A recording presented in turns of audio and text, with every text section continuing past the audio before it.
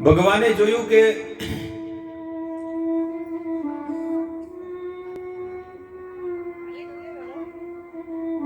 વસુદેવ અને દેવકીએ વિચાર કર્યો કે મારો દીકરો ગોકુળમાં ગાયો ચરાવી છે, ભણ્યો નથી, કંઈક વિદ્યા ભણે તો સારું. એટલે સાંદીપની મુનિના આશ્રમમાં ગયા અને ત્યાં ગુરુકુળમાં એમને મૂક્યા. ત્યાં બહુ બધા છોકરાઓ હતા, પણ સૌથી વધારે જો સ્નેહ કર્યો છે ને તો ભગવાને સુદામાને કર્યો છે. એમની સાથે રહ્યા. સુદામાને એક દિવસ ગુરુકુળમાં ગુરુ મહારાજે સાંદીપનીને પૂછ્યું કે તમે આ શ્લોક પાકા કર્યા? પણ સુદામાએ નહોતા કર્યા. સુદામાને કીધું કે તમને દંડ મળશે. કે શું? જઈને જંગલમાં લાકડા વીણીને લાવવાના છે આખો દિવસ. હવે ભગવાનને પૂછ્યું, ભગવાનને તો બધું યાદ છે. ઓમ પૂર્ણમદ પૂર્ણમિદમ પૂર્ણમ વેદાહમ સમતીતાની. જે શ્વાસે જાકે વેદ શ્વાસ શ્રુતિચારી, જેના કે છે ને કે ગરુડજી ખાલી એક પાંખ ફરકાવે ને તો એમાં સામવેદની ધ્વનિ નીકળતી હોય. શું એ ભગવાનને કઈ ભણવું પડે? નહીં. પણ એ ભગવાન આજે કહે છે કે હે ગુરુ મહારાજ, હું એ ભૂલી ગયો છું, મને યાદ નથી. કારણ કે મિત્ર જો દુઃખમાં હોય તો મારે પણ દુઃખમાં જવું પડે એનો સાથ દેવા માટે. ભગવાન કહે છે કે હું તો ભૂલી ગયો. સાંદીપની મુનિ કહે છે કે તમે બંને જાઓ જંગલમાં અને લાકડા વીણી લાવો, આજે તમને આ દંડ મળે છે. ગુરુ માતાએ છે ને થોડાક નાસ્તા માટે કંઈક ચણા આપ્યા હતા અને ચણા સુદામા એમને લઈ લીધા. કૃષ્ણના ભાગના પણ હતા અને સુદામાના. આ બંનેના ભાગમાં એક પોટલી બાંધીને આપ્યા હતા કે તમને જ્યારે ભૂખ લાગે ત્યારે તમે આને ખાજો. હવે કૃષ્ણ સુદામા કહે છે કે હું તો ક્યારે ઝાડ ઉપર ચડ્યો નથી, તમે ચડો, કારણ કે તમને આદત છે જ્યાં ત્યાં ચડવાની. તમે ઝાડ ઉપર ચડી જાઓ અને નળિયા ઉપર ઘર ઉપર ચડી જાઓ, તમારું કામ જ ઈ છે. સુદામા ઝાડ ઉપર ચડે છે અને સૂકા સૂકા લાકડાઓ તોડી તોડી નીચે મૂકે અને સુદામાએ બધા ભેગા કરી અને ભારો બાંધે. પણ બ્રાહ્મણ કેવો હોય ખબર છે? એ ગમે ત્યારે તમે જુઓ કઈક ખાવાનો માલ મળે ને તો પેલા ખાઈ લે. અમારે મંદિરમાં પણ તમે જુઓ કે અમારે બ્રહ્મચારી આશ્રમ હોય ને તો લોકોની ઘડિયાળો હોય, ભારે ભારે મોબાઈલ હોય, લેપટોપ હોય, પૈસા પણ પડ્યા હોય બહુ બધા. હા, અમે અનુભવ કરેલો છે. પૈસા પડ્યા હોય, મોબાઈલ હોય, ઘડિયાળો હોય, ઘણી બધી ભારે ભારે વસ્તુઓ પડી હોય, પણ એક વસ્તુ કોઈ ન અડે. પણ જો ભોગ હોય ને 56 ભોગ તો ફટાફટ ચોરી કરી જતો હોય. બોલો, કાજુ પડ્યા હોય, સવારમાં ખીર બનાવેલી હોય ને બાલ ભોગ, એ આપણે મૂક્યો હોય બાથરૂમમાં ગયા હોય ગાયબ થઈ જાય. પ્રસાદ છે ને, પ્રસાદ પડ્યો હોય તો કોઈ ન રાખે, બીજી બધી વસ્તુ પડી રહે. લાખો રૂપિયા તમારે છે ને બ્રહ્મચારી આશ્રમમાં એમનેમ છૂટા પડ્યા હોય પૈસા, તો ઉદાહરણ આપું છું, પણ એ પૈસાને કોઈ હાથ ન લગાડે. પણ પ્રસાદ પડ્યો હોય ને તો કબાટમાં લોક મારી હોય તો લઈ લે. તો અહીંયા સુદામા પણ ભગવાનના પોતાના ભાગના તો ખાઈ ગયા, પણ હજી ભૂખ લાગી હતી તો ભગવાનના ભાગના પણ ખાઈ ગયા. ભગવાન જોવે છે નીચે. સુદામા શું કરી રહ્યો છે? આ અવાજ શેનો આવી રહ્યો છે? કારણ કે ચણા ખાય એટલે અવાજ આવે ને દાંતમાં, એટલે સુદામા કે વીજળીના કડાકા થઈ રહ્યા છે. કાઈ ને કાના તો વીજળીના ચમકારા કડાકા વાગી રહ્યા છે. નીચે આવ્યા ત્યારે સુદામાને કહે છે, અરે મારા ચણા લાવ. સુદામા કે તો હું ખાઈ ગયો. કૃષ્ણ, અરે તો મારા ભાગના હતા. કૃષ્ણ આ સંસારના જીવોને કહે છે કે જે મને અર્પણ કર્યા વગર જમે છે ને એને જીવનમાં પણ દરિદ્રતા આવે છે. પોતાના ભક્તના જીવનમાં આ આચરણ કરાવીને કહે છે. ઘણી વખત લોકો સુદામાની ઉપર આક્ષેપ કરતા હોય કે બસ એક ચણામાં આસક્ત થઈ ગયા અને ભગવાનના ભાગનો ખાઈ ગયા. પણ આ લીલાની પાછળ રહસ્ય છુપાયેલા છે. ભગવાન આ જીવોને બતાવે છે કે જ્યાં સુધી તમે મને અર્પણ કરીને નહીં જમો ને તો તમારા જીવનમાં પણ સુદામાના જેમ દરિદ્રતા આવીને એમ તમારા જીવનમાં પણ આવશે. અને બીજો ભેદ આ છે, આ વેદોનો, શાસ્ત્રોનો. જ્યારે ગુરુ માતાએ જ્યારે એમને ચણા આપ્યા હતા ને, તો સુદામાએ જોયું કે એ ચણાની અંદર દરિદ્રતા ભરેલી હતી. એ ચણાની અંદર શું હતું? દરિદ્રતાના અવગુણો ભરેલા હતા. એટલે સુદામા બધા ચણા ખાઈ ગયા કે મને ભલે દરિદ્રતા આવે પણ ભગવાનની અંદર ક્યારે દરિદ્રતા ન આવવી જોઈએ. આ ભેદ આપણા સંતો ખોલે છે. એ ચણાની અંદર શું હતું? દરિદ્રતા ભરેલી હતી. અને સુદામા વિચાર કરે છે કે મારો મિત્ર દરિદ્ર બની જાય, ક્યારે ને હું દરિદ્ર બનીશ. એટલે સુદામા ખાઈ ગયા. આ સંતોનો અલગ અલગ ભાવ છે.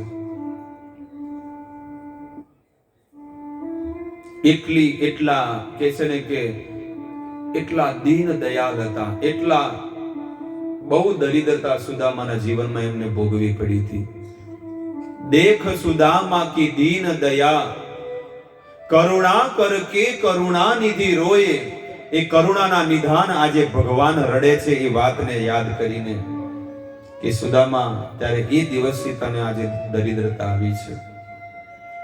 કેટલાય વર્ષોથી બસ અયાચક વૃત્તિથી જીવન જીવવા વાળા જ્યારે 3-4 દિવસ રહ્યા, સુદામા કહે છે કે હવે મારે જાવું છે. એક બ્રાહ્મણ હોય ને, કોઈ બીના ઘરે 3 દિવસથી વધારે ન રહે. આવું શાસ્ત્રમાં લખેલું છે, વેદોમાં. 3 દિવસથી વધારે ન રહી શકે. નકે એની જે બ્રહ્મ તેજ છે ને, બ્રહ્મત્વ જે છે ને, તેજ એ જતું રહે છે. ક્યાંક સારું જમવાનું મળતું હોય, રહેવાનું સારું હોય તો ઘણા લોકો હજી રહી જાવ, પણ આપણી સાધનામાં ભંગ પડશે. આપણી તપસ્યા કરેલી છે ને બધી નષ્ટ થઈ જાય. સુદામાની પત્ની, એમના દીકરા અને સુદામાનું જીવન તમે જીવો. એ પણ ગૃહસ્થ હતા અને આપણે પણ ગૃહસ્થ છીએ, પણ કેટલો અંતર છે તમે જુઓ, કેટલો અંતર છે. એની પત્નીએ ક્યારે પણ પોતાના પતિને, સુદામાને ક્યારે નામથી નથી બોલાવ્યા. અને અત્યારની હોય તો નામથી બોલાવે. સાંભળો છો કેટલી મર્યાદા હતી કે 100 માણસોની વચ્ચે 100 માણસો બેઠા હોય ને, એની વચ્ચે એક પત્ની બોલાવે છે પોતાના પતિને, પણ શું કહે છે? સાંભળો છો? પણ 100 માણસોની વચ્ચે એક એનો જે પતિ છે ને કે હા આવું છું, અને જે બીજા 99 છે ને એમાંથી એક પણ નહીં બોલે. અને અત્યારની 100 ની વચ્ચે જ બોલાવે. સચિન ક્યાં ગયો?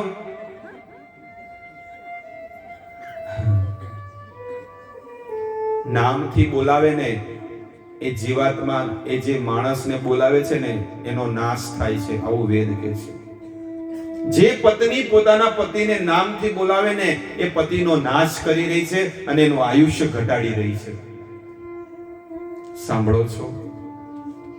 નકે બીજું કાંઈ ન આવડે તો સ્વામી કેવું જોઈએ, કારણ કે મારા પરમેશ્વર છે. પણ પહેલા એટલી શાલીનતા હતી. અને અત્યારના ધણીને એવું જ ગમે છે કે મને નામથી બોલાવે તો સારું, કારણ કે હવે નવા મોડલના, નવા યુગના માણસો છીએ ને.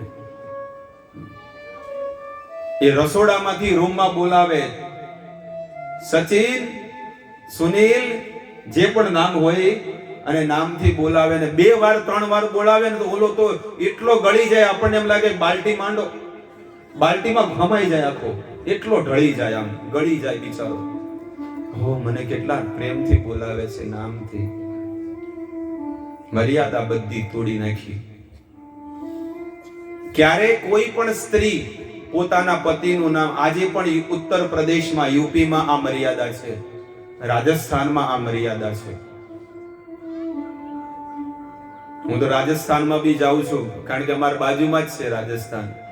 આખો પટ્ટો 300 કિલોમીટરનો, માઉન્ટ આબુ થી લઈને છેક મારવાડ સુધી બધી જગ્યાએ પાલીમાં, સુમેરપુરમાં, સિગવંજમાં, સિરોઈમાં, આબુ રોડમાં, ફાલનામાં, આ બધી જગ્યાએ કથાઓ અને કીર્તન અમે બહુ કરીએ છીએ. દર ઉનાળામાં ત્યાં મારી સપ્તાહ ફિક્સ જ હોય છે, પાક્કી, સુમેરપુરમાં. તો ત્યાં આગળ જઈને અમે પ્રચાર કરીએ ને જોઈએ ને ત્યાંનું આચરણ ને વ્યવહાર, કે લોકોનો કથામાં બેઠા હોય ને પણ કોઈનું મુખ ન દેખાય. ને અહીંયા બધાના માથા ખુલ્લા જ છે. કોઈને ઉપર સાડી પહેરી છે પણ કોઈ આઘું ઓઢ્યું, પણ ત્યાં આગળ આઘું ઓઢેલું હોય. એટલી મર્યાદા છે. કોઈને કેવું એ ન પડે કે તમે આઘું ઓઢો. કેટલી બોલવાની મર્યાદા. અમે બધી જ, અને અમને બહુ બધા અનુભવ થાય, કારણ કે આખા ભારતમાં ભ્રમણ કરીએ ને કે કયા પ્રાંતમાં કેવી મર્યાદા છે, કેવું જીવન જીવે છે, બધી જગ્યાએ જોઈએ. તો સૌથી પાછળ હોય ને તો મર્યાદામાં તો ગુજરાત આવે છે, છેલ્લો નંબર. બિહારમાં ગયા, યુપીમાં ગયા, રાજસ્થાનમાં ગયા, પણ જ્યારે ગુજરાતમાં આવે ને, ભક્તિ મહારાણી કે ગુર્જરે જીર્ણતામ ગતઃ, ગુજરાતમાં આવીને ભાંગીને ભૂકો થઈ ગઈ. કોઈ મર્યાદા નહીં, કોઈ ભક્તિ નહીં.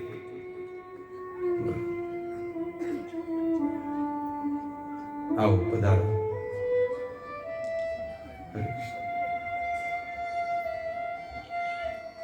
મર્યાદા હોવી જોઈએ. રાજસ્થાનમાં અમે જઈને કથા કરીએ ને તો આગું ઓઢેલું, આપણને ખબર જ ન પડે કે ઊંઘેલા છે કે જાગે છે. એ પણ સારું જોવું પડે ને. અહીંયા તો ચલો માથા ખુલ્લા તો દેખાય કે આંખો ખુલ્લી છે ને સાંભળે છે, પણ ત્યાં તો શટર બંધ છે.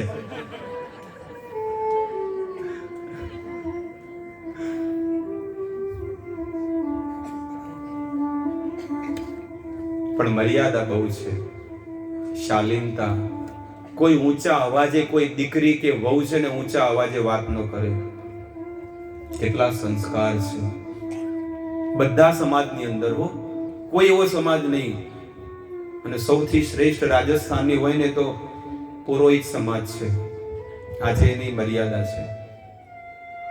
રાજપુરોહિત, પુરોહિત, આ બધા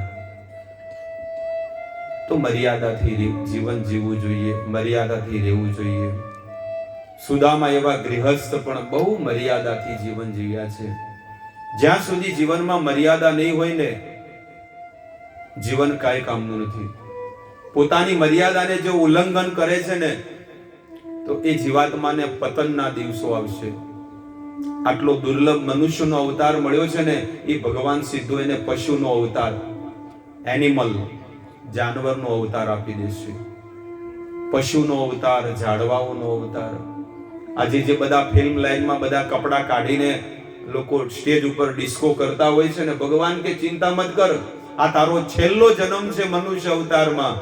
તારે કપડા વગર જ ડિસ્કો કરવો છે ને, તો તને આવતો જન્મ તને ઝાડવાનો આપીશ. અને ઝાડના શરીરમાં તો ઝાડ ક્યાં કપડા પહેરે છે? પશુઓ ક્યાં કપડા પહેરે છે?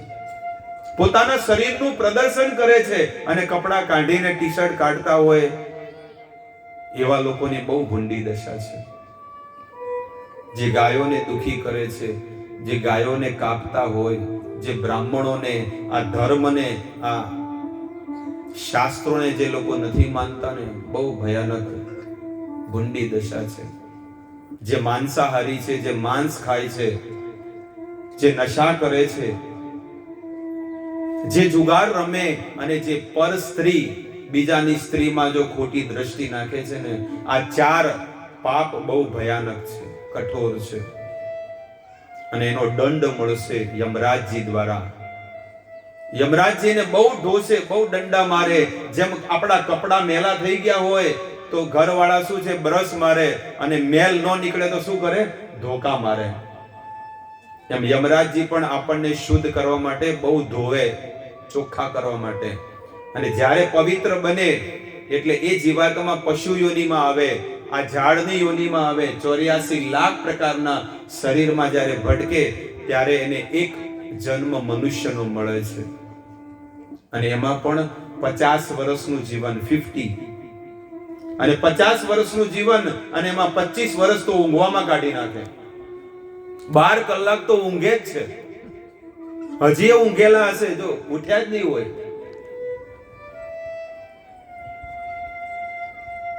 એમને એમ જીવન બરબાદ કરી નાખ્યું માણસોએ. પણ આમાંથી કોક તો સારા છે કે જેને ભગવાનમાં પ્રેમ છે. આ ધર્મનું પાલન, ભક્તો, આ જે કથા છે આપણા ગામમાં બેઠી છે ને, એ દરેક ગામના લોકોએ પોતાના ગામમાં આવી કથા રાખવી જોઈએ. અને આવી રીતે કથા રાખશો ને તો ગામના બધા લોકોનું કલ્યાણ થશે, ઉદ્ધાર થશે. આપણી ઉપર જવાબદારી છે. તમારી પર હોય કે ન હોય, પણ મારી ઉપર જવાબદારી છે. મેં એક જવાબદારી લીધી છે કે જ્યાં સુધી મારા શ્વાસ ચાલશે ત્યાં સુધી કૃષ્ણનો અને આઈસ્કોન જે સંસ્થા છે ને એ ધર્મનો હું दिन प्रतिदिन फैलाव करिश. जब तक यहाँ इस शरीर में श्वास है तब तक भगवान का, शास्त्र का और भगवान की वाणी का प्रचार करना है. भगवान ने जो गीता का जो उपदेश दिया है वो ग्रंथों का हमें प्रचार करना है. અને આવી રીતે જ ધર્મનો ફેલાવો થશે.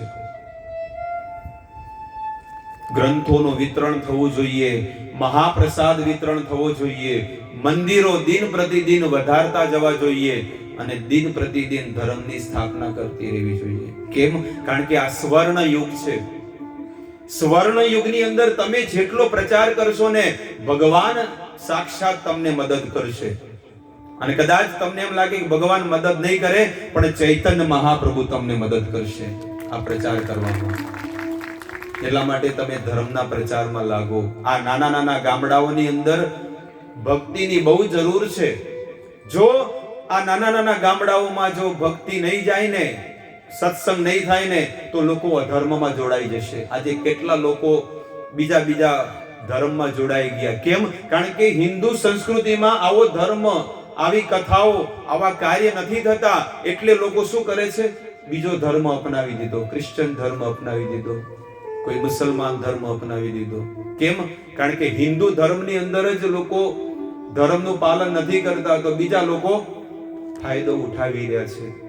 તો જેને જ્ઞાન છે, ભગવાને જેને ધન આપ્યું છે, ભગવાને જેને સમય આપ્યો છે, આ ત્રણ વસ્તુને ભગવાનની સેવામાં લગાડો. ત્યાગ કરો, કંઈક ત્યાગ કરો.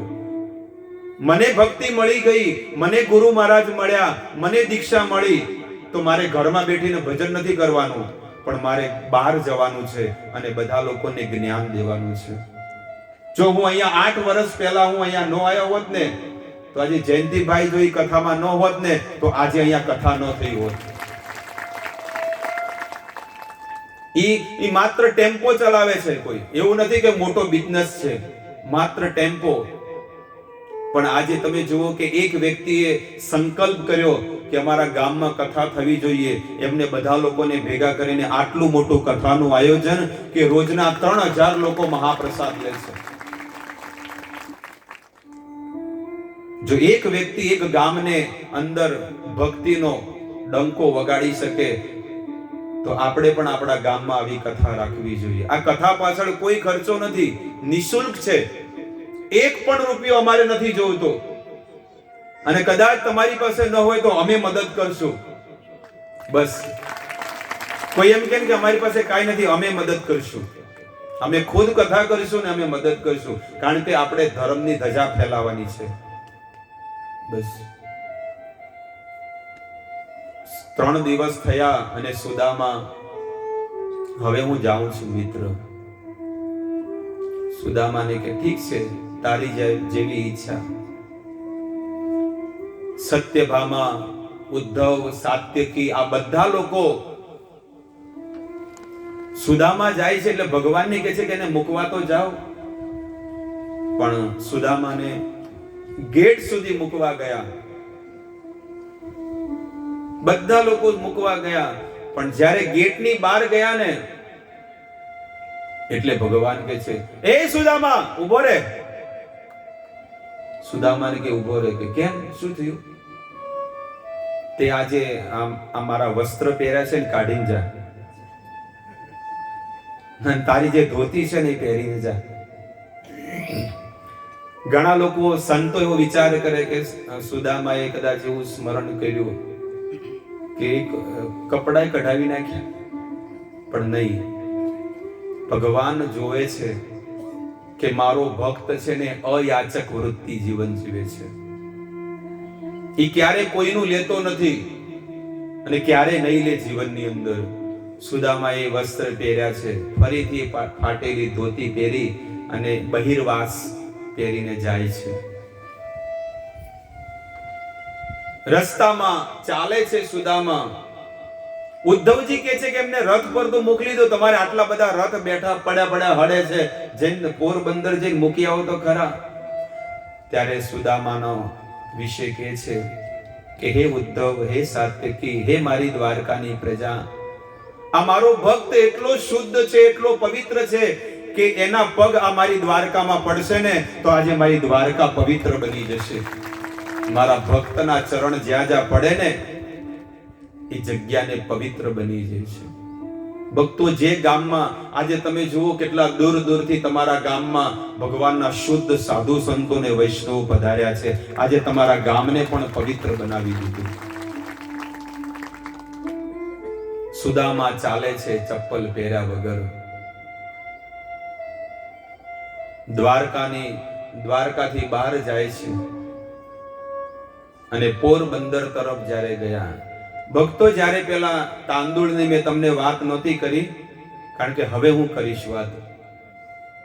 જ્યારે એ પૌવા ભગવાને કીધું કે મારી ભાભીએ કંઈક મોકલ્યું છે.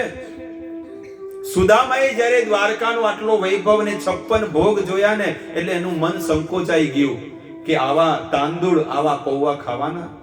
એને મોઢામાં છે ને છાલે, એટલે કે શું કે મોઢું છોલાઈ જશે એટલે એને છુપાવી દીધા, પણ ભગવાને લીધા અને એમાંથી એક કોળિયો ખાધો ને એ ભગવાનને તૃપ્ત કરી દીધા સુદામાએ. બીજો કોળિયો ખાવા જાય પણ રૂકમણી સત્યભામા ના પડે છે કે મત ખાઓ, અમને પણ થોડું આપો, તમે એકલા ખાઓ છો. અને પહેલો જેવો કોળિયો ખાધો ને એ ભગવાન તૃપ્ત થઈ ગયા. ત્યાં પોરબંદરમાં મોટી સોનાની દ્વારકા બની ગઈ. સુદામા જાય છે, પોરબંદરમાં જેવા પહોંચ્યા ને મોટી સોનાની દ્વારકા, એવી જ જેવી ભગવાનની સમુદ્ર વચ્ચે જે દ્વારકા હતી ને એવી જ દ્વારકા નગરી આજે પોરબંદરમાં મોટી ઊભી થઈ ગઈ છે. તરત જ અર્જન્ટમાં વિશ્વકર્માને કીધું કે મોટી દ્વારકા નગરી બનાવો. તરત બની ગઈ. સુદામા વિચાર કરે છે કે કંઈક હું ભૂલી નથી ગયો કે ફરીથી એ જ દ્વારકામાં આવી ગયો પાછો.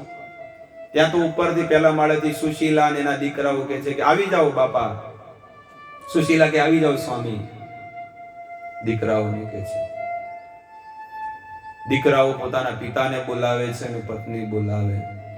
ત્યારે સુદામાના આંખમાંથી ફરી આંસુ આવી ગયા કે હે પ્રભુ, તમે મને આટલું બધું આપી દીધું, મારે આ વસ્તુની કોઈ જરૂર નથી. મારે તો તમારા ચરણોની ભક્તિની જરૂર છે. મારે આ સંસારનું ધનની કોઈ જરૂર નથી. ઉદ્ધવ અને સાત્યકી વિચાર કરે છે કે તમે રથમાં ન મોકલ્યા, તમે કઈ ધન ન આપ્યું, તમે કઈ દક્ષિણા ન આપી અને પહેરેલા કપડાય કઢાવી નાખ્યા. આટલું બધું અત્યાચાર તમે તમારા ભક્તની ઉપર કરો, તમે કઈ આપ્યું નહીં. ત્યારે એમને કીધું કે મેં આપ્યું છે પણ પાછળથી આપ્યું છે. જ્યારે પોરબંદર જશે ને ત્યારે એને ખબર પડશે. તો કે સામેથી કેમ ન આપ્યું? કારણ કે બધા લોકો તો સામેથી આપે અને જો એનું નામ ન આવે ને તો બોલો કે મારું નામ કેમ ન લીધું. પણ સુદામાને કહે છે કે સુદામાને હું ન આપી શક્યો સામેથી. કેમ ખબર છે? કારણ કે હું તો વિશ્વ બ્રહ્માંડનો સ્વામી છું, ત્રિભુવનનો નાથ છું. મારી પાસે હતું એટલું બધું એને આપી શકતો હતો સામેથી, પણ સુદામાની પાસે તો કાંઈ નહોતું. એને તો બાજુમાંથી માંગીને લાવ્યો છે. તો મને આપતા પણ શરમ આવતી હતી એટલે મેં એને પાછળથી આપ્યું છે. ભક્તો, ભગવાને પણ આપણને બહુ બધું આપ્યું છે પણ ભગવાન ક્યારેય કહેતા નથી, પણ આપણને તો કહેવા જોવે છે કે મેં આપ્યું છે. ભગવાને તમને કંઈ આપ્યું હોય ને તો તમે ભગવાનને કંઈક આપજો. ભગવાને ધન આપ્યું છે તો ભગવાનની સેવામાં ધન લગાડી દો. જો ભગવાને આપણને 2-3 દીકરા આપ્યા હોય ને, તેમાંથી એક દીકરો ભગવાનની સેવામાં આપી દેવો કે આ ભગવાનની સેવા કર, ભગવાનની ભક્તિ કરો. એવા સૈનિકો તૈયાર કરો કે જે લોકો આ સંસારમાં ધર્મની ધજા ફેલાવે. એવા દીકરાઓ પેદા કરો, એવા દીકરાઓને જન્મ આપો. તો આ છે સુદામાનું ચરિત્ર કે સુદામા અયાચક વૃત્તિથી જીવન જીવતા, પણ ક્યારે પણ ભગવાનને નથી કીધું કે મારે ધન આપો, પ્રોપર્ટી આપો, બેંક બેલેન્સ આપો, ગાડીઓ આપો, કાંઈ વસ્તુ નહીં. અરે ખાવાનું નતું મળતું પણ તોય ભગવાન પાસે ક્યારે માંગ્યું નથી. અને એટલી મોટી દ્વારકા નગરી, પણ એમની પત્ની સુશીલા અને છોકરાઓ ત્યાં આગળ રહેતા હતા, પણ સુદામા તો એ જ ઝૂંપડીમાં રહેતા હતા. જે એમને ઝૂંપડી બનાવી હતી એમાં જ એમને જીવન જીવ્યું. અને આજે પણ પોરબંદરમાં એ સુદામાનું ઘર જ્યાં હતું ને, ત્યાં જે મંદિર છે, જવું જોઈએ લોકોએ. આવા ગુણ તમે જે સાંભળ્યા છે ને, એ સુદામાના ચરિત્ર, તો તમે એના દર્શન કરવા જઈ આવો પોરબંદરમાં. એટલો પ્રેમ સુદામા ભગવાનને કરતા હતા. તો અહીંયા સુદામાનું ચરિત્ર અહીંયા સંપન્ન થાય છે. આગળ કથા આવે છે. પરીક્ષિત મહારાજ જિજ્ઞાસા કરે છે કે મારે હવે જે નવ યોગેન્દ્ર થયા, એ નવ યોગેન્દ્રની કથા મારે સાંભળવી છે. કવિ હરિ અંતરિક્ષ પ્રબુદ્ધ પીપલાયન આવિર્હોત્ર ચવન કરભાજન, આ નવ યોગેશ્વર થયા એની કથા કરે છે. અને આ નવ યોગેશ્વરો એમાંથી કવિ ઋષિ જનક રાજાને કહે છે. જનક રાજા કે ભક્ત કોને કહેવાય? ત્યારે હરિ ઋષિ મુનિ કહે છે, ઈશ્વરે તદ અધીનેષુ બાલિશેષુ દ્વિષત્સુ ચ પ્રેમ મૈત્રી કૃપાપેક્ષા ય કરોતિ સ મધ્યમઃ. મધ્યમ અધિકારી એને કહેવાય કે જે મંદિરમાં તો ભગવાનના દર્શન કરે, મંદિરમાં ભક્તોના દર્શન કરે, પણ બાર બધામાં દોષ જોવે, એ તો મધ્યમ ભક્ત છે.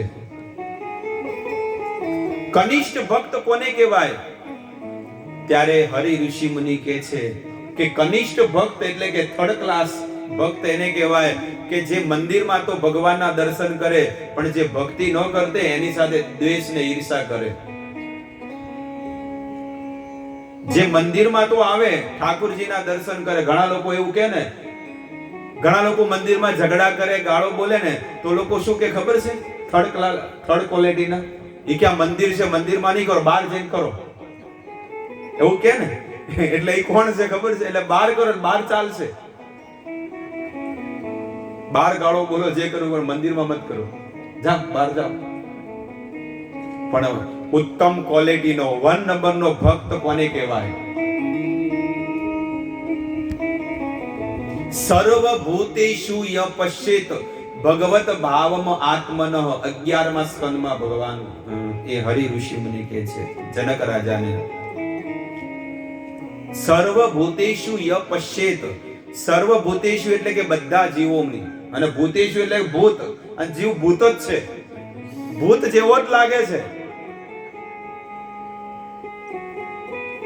અને ગીતામાં પણ ભગવાન કહે છે ઈશ્વરમ સર્વભૂતાનામ.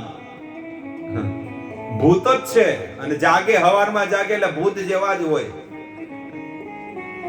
ઈ તો થોડા સાબુ લગાડે, ફ્રેશ વોશ લગાડે, માથું ધોવે, નવા કપડા પહેરે, સેન્ટ બેન્ટ મારે, ત્યારે થોડો સારો લાગે. ન કે અસુર જેવા જ, આમ પૂતના, હિડિંબા જેવી.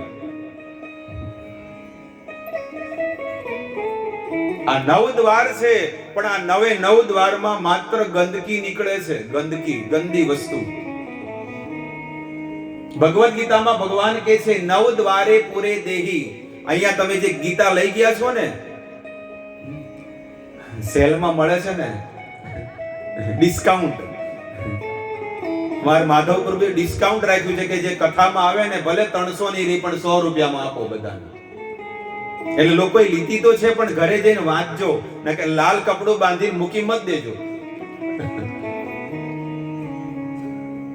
લાલ કપડું બાંધીને મૂકી મત દેજો. કઈક એને વાંચન કરો કે એમાં આપણું કઈક ને કઈક વસ્તુ અંદર બતાવેલી છે. તમારા શરીર પર કઈ દાગ હોય તો તમે કોનો સહારો લો છો? અરીસો, દર્પણ.